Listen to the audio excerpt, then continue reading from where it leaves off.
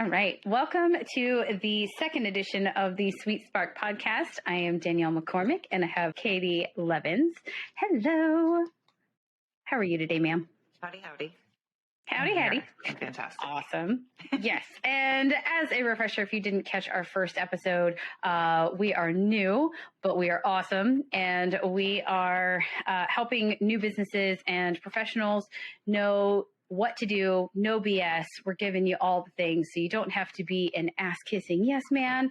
But also, if you've screwed up your business, if you're trying to figure out what you want to be when you grow up, we're here for it. We're giving you things that you can actually use, things that are real, tangible skills, frameworks, stuff like that you can put into practice immediately and just keep growing and going for your goals.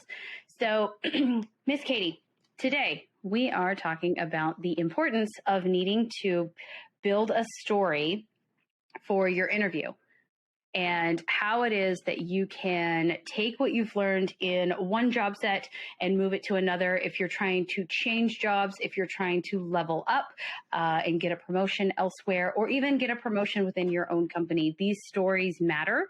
And these stories are what will get you the yes from that hiring manager or whatever. What do you think about that? It's pivotal. It's part of the building blocks. You have to have it in your toolbox. It's definitely a pivotal part of things, especially if you're trying to jump out of one industry and into another. It all has to tie in some way, somehow, some form or function. And like you said, being able to tell that story and bridge the gap is probably going to make or break. 9 times out of 10, it's going to either make things easier for you or it's going to break the whole interview down and they're going to get lost in what you're trying to say and how you're trying to tie everything together.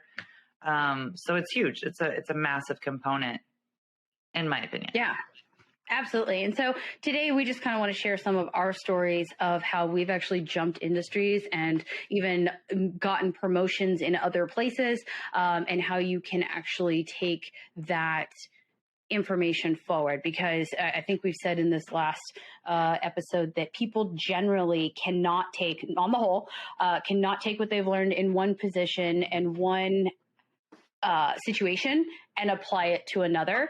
And that person that you're walking through may actually be your hiring manager. It may be the HR person doing the initial screening. And so you've got to have that story prepared and teach them as to why it makes sense for you to go from this position to the next position. Why does it make sense to give you that promotion? Or why can you hack it in this industry if you've never actually worked in this industry? And I know that you actually changed places entirely from when we were working at the police department together to go into long-term care. How did you kind of tell that story as to what made you fit from going from emergency communications to long-term care, like BD, business development? A lot of it, you just have to try to find little tidbits that are similar to, and then speak to those. Ultimately, long-term care and emergency communications are, believe it or not, they're quite similar. And that's what I would share in my interview is, you're dealing with very high emotions, high energy in both settings. If you're dealing with emergency communications, people are losing their marbles or their life is in peril.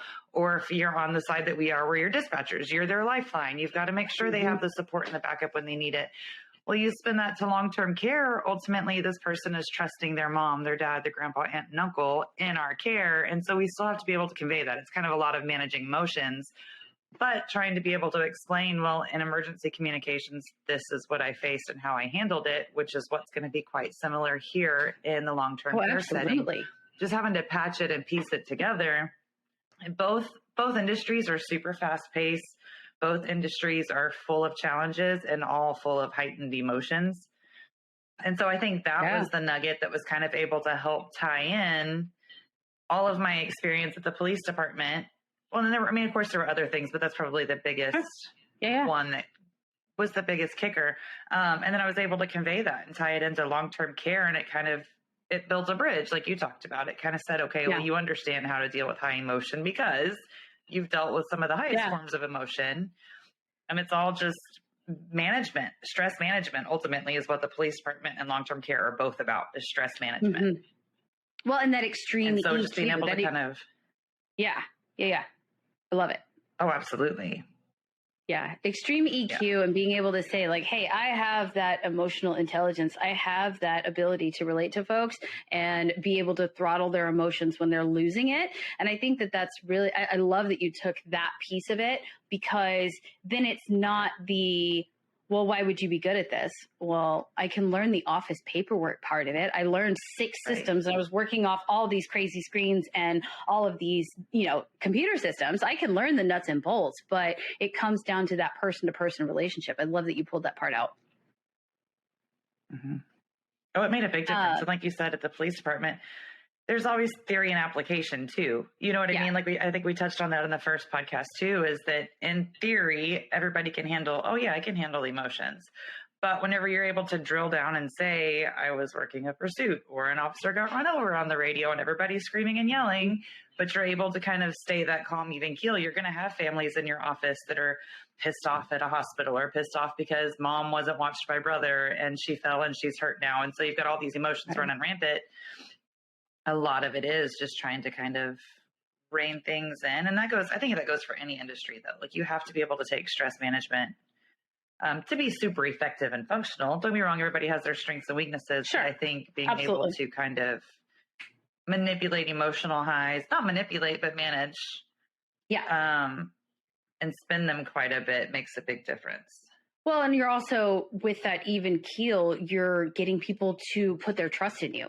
So whether you have your officers that you're getting them to put their trust in you, or whether they're your employees also, I mean, that also is a big thing that translates to management, because in a lot of ways, we're having to manage how our employees feel. How do they feel about their future? How do they feel about their now? How do they feel, all of that? How do they feel about each other, when there's conflict? And then also, how are you going to translate that to especially if you're the marketing person, you're the BD person, you're the people that are like, no, don't worry, I'll make sure that grandma doesn't fall on her head or her hip anymore, that kind of thing. And you're getting people in that early, this session, I'm assuming is 1 or 2 hours of meeting you, that they've got to immediately trust, okay, yes, this is the right place for my mother. This is the right place for my grandmother. And know that you and your facility personnel are going to care for them adequately. It's a lot about confidence too, and you have to be able to clearly convey. I think communication, regardless of where you go or what you do, communication is going to make or break any. It has potential to. And so if you're able to clearly and concisely communicate and express what you're trying to say, there's a lot to be said. If you're fumbling all over, there's not a whole lot of confidence you can instill in somebody when you're like having to read from a script, or you're having to, let me pull up my website because I don't have the answers. Like you just have to have, you have to be confident too. And so you have to be able to kind of explain all that and say, no, what I did at job A is not exactly what you're expecting me to do in job B, but they do mirror each other a lot where it matters. And I know how to do that confidently and well. And so you just have to be able to explain that thoroughly. Right. Right. Yeah. And here's how. Yeah. One of the things that I have seen a lot of companies going to, and I think that most notably is like Amazon is known for having people go through the STAR method, and the STAR being S for tell me about the situation you were in, T, tell me about the task that was either assigned to you or what you took on, and then A is your actions, and then R is that result. And I think that where people fall down in their interviews is they focus only on the A. I only tell you what I did. I did these actions, here are my bullet points. I can type 65 words per second or minute. I can, do all these different tasks. I can send a fax, like welcome to 2022. We don't do that. But, you can do all these hard skills, but where is the so what, and where is the practicality? And I think there's a lot of merit in going to that method and actually just talking your interviewer through what you did and what brought on. And I think we talked about in the Quiet Quitting podcast is there's all other duties as assigned is a gold mine and a great place for not only harvesting new skills, but also to take these arbitrary taskers that are given to you. And then what did you do with them? Like, did you then go to, I had to go figure out what the hell they meant. I had to then go figure out who the people were. I had to go then figure out, how do I get the buy-in? What is exactly expected? When is this due? And you can turn all of those things into, I got buy-in. I ask clarifying questions. I am able to rally people around a deadline and execute on that deadline. And when it may have just been like, hey, can you go figure out when this is due and what the paperwork is? But if you take out those nuggets and you break down what those skills are, how did you actually execute this? And those are applicable to so many areas that if you can get those buy-in, you can get actually people to agree that, hey, this shit is due on Friday, and then we are executing this in this fashion. This is our template, or this is our deliverable. And everyone says, yes, got it. And then you get a quality product from those people within that deadline. That is surprisingly scarce in the job market, and people aren't actually able to do that very easily or very well. And so when you can break down, hey, I'm able to do these things, even if it is an all other duties as assigned type of situation, then it does show I can take this over here and apply it over here. And this is how I'm going to do it, because I can talk to other humans. I can make sure that they know what I can communicate, what's due, what the expectations are, when those things are due, and how we're going to actually, as a group, deliver it. Because if you just say, well, I executed paperwork and I turned it in. Cool. Like that doesn't actually do. Yeah, exactly. Yeah, good job. But if you are able to break out what those things are, I think that's really helpful. I mean, I had so many questions when I was crossing over from being a paralegal to then being a project manager, because, have you ever managed a project before? And being able to tell, if you're at our firm, we did a lot of class action lawsuits. And when you have 20, 30, 40 plaintiffs in a case, you're having to manage each and every one of their files. You're having to manage all of their deadlines. They have differing deposition deadlines. They have differing, submittals for whatever these various court deadlines are. And you're managing all of those pieces, making sure that your attorneys know that, communicating that onto the, group calendar, and making sure that all of that stuff gets in by 5 p.m. at that specific day. That is all managing one large project. And actually, it's a very complex project if you start to break out what those pieces are, because if it was just a group of 5 people having to execute one thing by a deadline, that would be easy day. But if it's, all these different moving parts, and you actually start to break out what those requirements were on a day-to-day, that is actually very complex and translated, at least for me, very well to project management. Well, especially if you dive a little bit deeper too, and you throw in that other nugget, you've got 25, 30 different clients in your class action lawsuit. You have 25, 30 different personalities and different needs and different things. Yeah. So, I mean, it absolutely, you can dive in and you can totally pinpoint the buzzwords, I guess, for lack of a better term. Yeah. The things are going to be like, oh, well, I didn't think about it on that level. There's absolutely nothing wrong with putting a little bit of personal experience and personality into your story too. Yes. It'll go a long way in pointing it out. You may think it's the obvious. You're dealing with 25 or 30 people. There's a lot of different things going on, but sometimes you need to call attention to the obvious to be like, that is a big deal. You've got 25 different personalities and needs and deadlines and issues. It does make a big bit of difference to hone in on those little things, and never assume that somebody knows, because sometimes, I've seen it before. Sometimes the HR manager or whoever's doing the initial interview, they don't have the experience and skill set for the job that they're kind of screening for. And so they don't know. You may think we're talking apples to apples, but just like in long-term care facilities, HR doesn't always have a nursing license. So if you're talking apples and oranges, you're talking paperwork and admin, and you're talking bodies and bodily fluids and needs and such. So it doesn't always translate. You have to sometimes consider that I do need to point out the obvious because this person may not have the same scope or be looking at it through the same lens.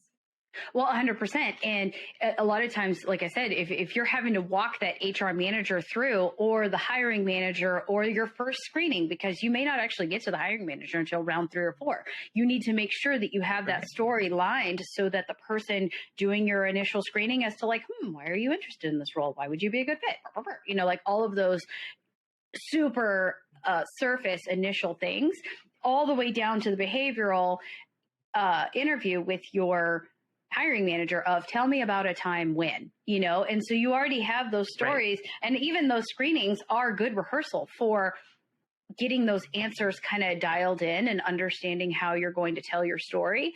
But I was actually just working with someone who, big success story on that career coaching front is that he was actually able to double his salary after we broke out doing exactly this and telling the story, because he was hired super young. He actually did an internship with the company that he was with. He was doing a lot of admin tasks, but because it was such a small team, it was his whole job description was basically all other duties as assigned, you know, and that's one of the best places, again, that you can earn your stripes and get those, other, you know, feathers in your cap of all the things that you've done. But he was just thinking of himself as a finance person. And I sent out all the billing. I made sure that people had paid their bills on time. I, you know, worked with our parent company to get, everything processed and paid and payroll and blah, blah, blah, blah, blah. Right. But he actually was doing so much more than that, because he was sitting in on all those client meetings. He was hearing all of the pain points. He was then working with the tech people and implementing those strategies, because he ultimately had to know how much it cost to know how much the bill was. But he was actually in all of those different pieces. And I told him, you know, like, let's not discount the fact that you were involved start to finish from the very beginning to end on getting those client solutions in place, of getting that buy-in, hearing their pain points. How are we getting them onto the correct product? How are we going to implement it? In what timing? Blah, blah, blah. Like, there's a whole lot that goes into from the time that they call you to the time that you bill them. And just because you're the quote finance guy, you know, there's a whole lot that you've witnessed, that you've been a part of, that you've helped along that customer journey. And when we broke all that out, he actually, when he gave me the feedback that he'd been told in a couple of his interviews that, you know, one of the guys told him, he's like, I just thought you were a finance guy. You know, when you got in here, I wasn't sure that you were going to be of caliber for a senior level consultant. And then as he was telling his story, the guy was like, oh, you do know a whole lot more about this than we thought. Than what's on paper about what you have to say, Yes, exactly. And just writing down the executables is so check the box and keeps you in a box and not allow you to kind of grow, explore new opportunities. Where could these different roads lead you? But you have to be able to tell that story. And in some ways, you know, like we talked about before, like you can put the spin on anything. Like either, yes, I turned all my paperwork in by Friday, I never missed a deadline, or I was able to, you know, cultivate this group. We were able to, you know, get to a quality executable. We were able to make sure that the package or whatever the deliverable was of high quality. We went through these different iterations, and how did we actually refine it to then get to our final by the deadline under budget or whatever that is, especially if there's money involved. So I think there's so much more that you can extrapolate on, and that is really critical to landing that next role and showing it basically it's a verbal business case, not just saying, oh, absolutely, I meet the requirements because I can do 60% of the stuff that you wrote on your job description. Right. It breaks out the nitty gritty and the details in how I can and when I've done it before and when it's proven successful. And a lot of it snowballs back to the Quiet Quitting podcast. We talked about, there's always opportunity. There's always things that you can do. And there's always stuff that can be done to make yourself more valuable that will pay off handsomely later. This is a prime example of that. And the other duties as assigned, take on those roles and responsibilities. No, you may not be rewarded for them financially right then and there because it's just another duty as assigned. Yeah. So there may not be anything behind it, But ultimately, it's adding more experience, more opportunity for you to not only make yourself more valuable, but to build your story for your next opportunity. You know, you mentioned not too long ago that if you can't move up, you move out. So this is when that's applicable. You have all of these little nuggets that you kind of raked in under other duties as assigned. You've built the story, you have the experience, and then you move on. And like the testimonial you got not too long ago about building his story, you can often double your worth at your next interview. Yeah, absolutely. It all just snowballs. It's all relative. Yeah, exactly. So I also had another, from our last podcast, I had a question come in from a girl that was asking how I got into lean CI, continuous improvement, things like that. And it really was that natural shift. I found that there were processes that weren't working. Probably my main project there that I started was when I was at Gap. And we were moving over to a new filing system. Actually, we had an issue with the filing system. We had a shared server that was so unbelievably slow, it would shut your computer down. You would try to open a file and it would freeze up your computer and you'd be like, I guess I'm going to go get a coffee and hope that Word document opens so that I can actually do my work. That seems productive. Oh yeah, it was great. And so like, again, back to the office space, like I did 15 minutes of real actual work, not because I'm a procrastinator and don't care. It's because my technology sucks. And so I was like, I can't work like this. I'm going to tear my hair out. This is just so awful. And I can't be the only satellite office that is experiencing this. So I did. I contacted the other real estate coordinators and was like, hey, are y'all having the same problem? Is this just a Dallas thing? Like, do we need to get our internet provider, something? And they were like, oh God, no, just welcome to the company. This is how it works. I'm like, no, we're not doing this. So I contacted our security IT people because I knew that they had very strict rules about the contracts and companies that they were working with. You can't just like give, your company swipey credit card or whatever to whoever and be sharing company files. And so I contacted them. They had actually recently signed a contract. I believe at the time it was like Box, as it was a way back, like 2010. And so all of those Dropbox, Box, all those kind of file sharing cloud services were very early on starting to come online. And we decided that that's what we were going to do. And I helped each satellite office implement it, mostly because by default, right? I started asking too many questions. Mm-hmm. And then we started, we just decided, okay, Dallas will be the test case. We'll upload our files, poke around, figure it out. And then I ended up having to write training because I had to teach the other 5 or 6 satellite offices how to do it. So it just snowballed into now I've done training. Now I've written a training program. Now I've learned a new cloud, architecture. Now I'm sure our IT engineers are like, that's not what the definition of architecture is. Yes, I know. So learn a new cloud system. We'll say that. Now I've had to rally buy-in. I had to go find and do procurement. All of that snowballed from when I try to open this Word document, it shuts my shit down and I can't work. And now I've been able to take instead of just saying, skills. Yep. Yeah. And so instead of just saying in your interview, I implemented a new system for functionality for our files. Right. I made these phone calls. I asked questions. I led the program. I led the charge. I did the training. I built the whole SOP, yada, yada, yada. Like it does make a huge difference and the impact is extreme whenever you break it down because anybody hears I implemented such and such system. You've worked anywhere in life long enough. You've been a part of something that's had to be new, right? So it just sounds copy and paste. But when you break it down like that, line by line, detail by detail, how elbow deep in it you actually were, then that kind of sets you apart from the person that came in right before you or is coming right after you and says, I created a new process. Right, you know what I mean? Exactly. Like, check. Yeah. Check. Yeah. And then, even being able, there was cost savings associated with that because now our manpower is much more effective. All the hours that we put in are actually productive, not just sitting there like, okay, I'm gonna wait for this document to open so I can actually get it done. Or God forbid you try to save a PowerPoint onto the shared drive and it just locks up. So you could actually get all of your work done. But then there was these big conferences that they would have to go to quarterly and annually at headquarters, and they would literally have to hand carry or ship their files over to do that. Well, now it's on their iPad.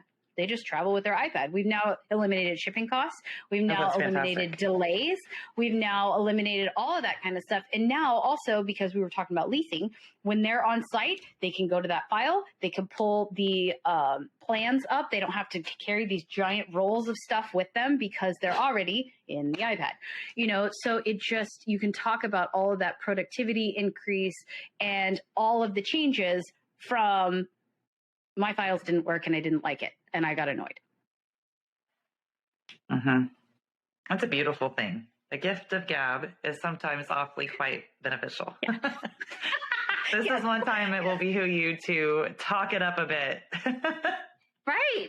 But I mean, talk about your frustrations, because especially if you're talking about something as simple as changing from paper files or a shared drive to a cloud, everybody's been there where you get the spinning wheel of death and you want to rip your hair out, and you can tell somebody else that and they're like, oh my God, me too. You know, like, you sure you want to work here? Make it our relatable. Do the same thing. You know, like, so like we're having the exact same problem. Man, once you're on board, for you. Yeah. Once you're on board, we have your first action item. Yes, exactly. Yep. Yeah. Sign this heifer up. She knows what she's doing. Been there, done that. Right? Yeah, exactly. Already have your first stretch assignment.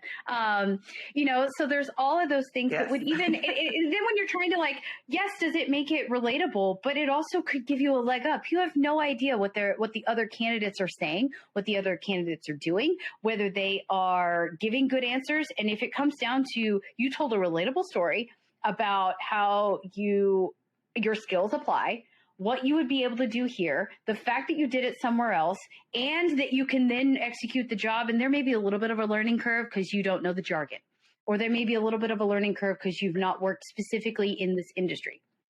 But you can have all those other relatable people skills that show, what was that situation?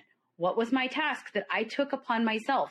Again, don't sit in the corner and quietly quit and just be like, oh, well, this sucks. I guess I'll just deal with the shitty file system. No, take that initiative and give yourself some taskers. Yeah. Then tell what your action was. And the biggest thing, the R, capital R, you know, like you have to tell what the result was, and whether that is in time or money, because those two are the most critical. Did you save people time? Did you save people money, or did you boost revenue in some way? And every action in a business is relatable to that bottom line, whether it's the time bottom line, whether it's the productivity bottom line, or the actual cost savings or boosting or revenue boosting. Oh, 110%.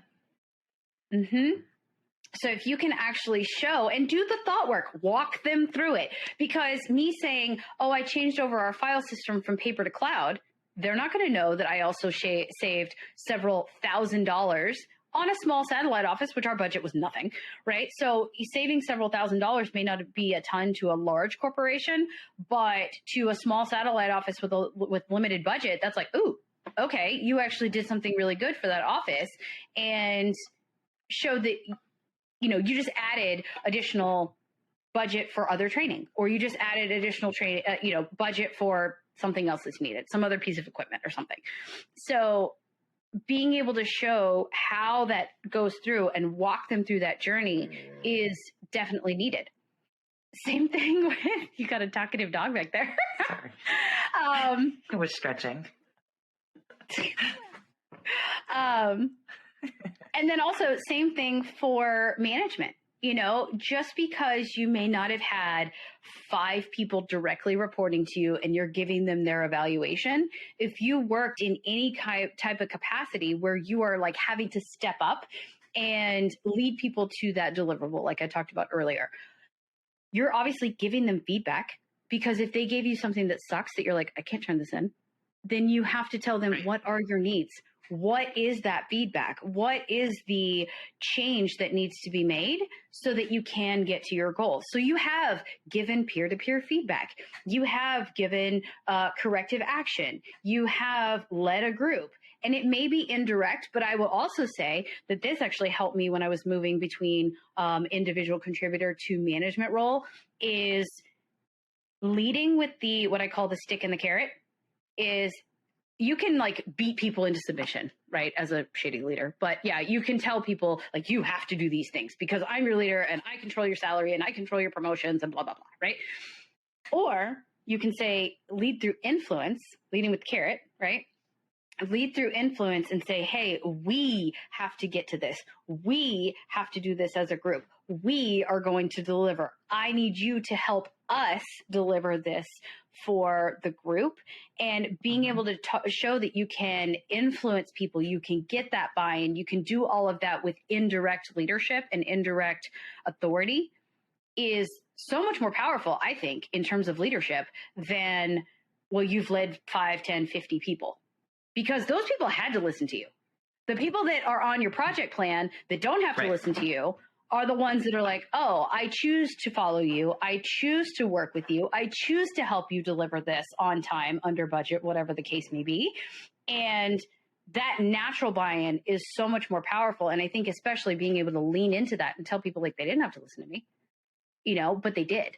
And now I feel like I am actually ready to manage people because I have worked in this capacity, leading, mentoring, whatever that is on these various projects or sidebar stretch assignments. That is going to be a whole lot more powerful and a whole lot more impactful, being able to say, I had these people choose to do this, or these people volunteer to do this alongside with me, or, through my leadership. I think that makes a lot bigger of an impact than they had to because I was their supervisor. Like it makes you it all goes back. It makes you more personable.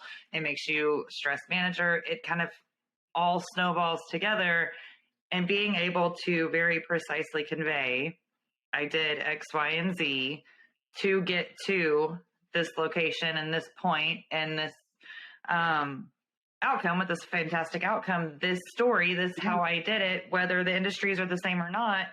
Ultimately, I can still pick up all of these tools that I used over here for this task and I can apply them to this task and still be super successful.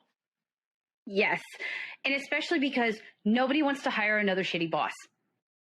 So especially if you can say, I got people to follow with me, I got the buy-in, I got people to work with me, I was able to be that glue on the team to make people want to come and get to this outcome in a good way, And that is huge because if they're like, okay, so I just have to teach you the jargon or I have to teach you the specific system or I have to teach you whatever, people are much more willing, when I say people, I mean the hiring managers are much more willing to take you by the hand and teach you the nuts and bolts because they know that as a human, you are going to be better in that role, better suited for that position, better suited for that group of people than someone that may have been in industry for a long time, but can't actually get people to work with them. Well, and let's be real too. People always want a go-getter as well. And so if you've shown initiative and ambition by saying, I recognize this issue and I started tracking down answers and I started doing this and then I made a presentation and I was like, hey, this needs to be fixed. Here are some answers to some of the questions that I know you're going to ask. It all, you know what I mean? It's super pivotal. Somebody's going to be like, this person's not just going to sit and milk the time clock. If there's an issue, they're going to take ambition and they're going to take initiative and try to get it fixed. They're going to make things better. So then productivity is going to increase for everybody that is involved in that process. Absolutely. Like you said, bottom line is going to feel there's going to be a little more wiggle room for X, Y, and Z. It's going to make a big difference and they'll see the overall outcome as long as you're able to outline all of those different pieces of the bullet point. Like you take that bullet point and you go sub bullet point and sub bullet point. Like you've got to break it down so that it's processable. You got to digest it. You got to be able to feel it all. Right. And yeah, like you said earlier, like just being able to state the obvious, walk them through it, and make sure that they understand that they're not hiring just another doer, that they're hiring somebody that will actually come in and not have to be told X, Y, Z. I have to do the thinking for you, all that kind of stuff. I mean, I tell people on my team all the time, if I have to tell you every single thing to do, I don't need you. Like, that's not to be rude, but I can't do my job and your job ahead of you doing your job and you're just executing stuff. Like, you have to have a brain. You have to think. You have to be able to do things on your own. And my favorite thing is, hey, I had an idea.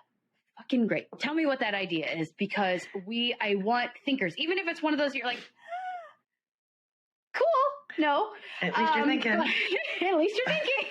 Yes, it's much better than, people just being like, okay, what's next on my plate? What's next on my to-do list? Like, get into it, take initiative, because it also shows ownership over your position, over where you're going and where you want your team and your revenue to go.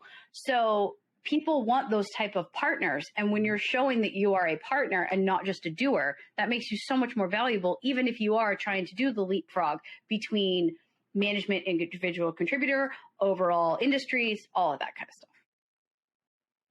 So absolutely. Well, hope this is helpful. Definitely hope that we're definitely going to post some more frameworks in our blog and in our posts on social media. So please like and follow. And if you found this valuable, please subscribe. We would love to have you as a listener as we continue to grow our podcast and grow our overall base. But we're here for you. So until next time, thank you so much.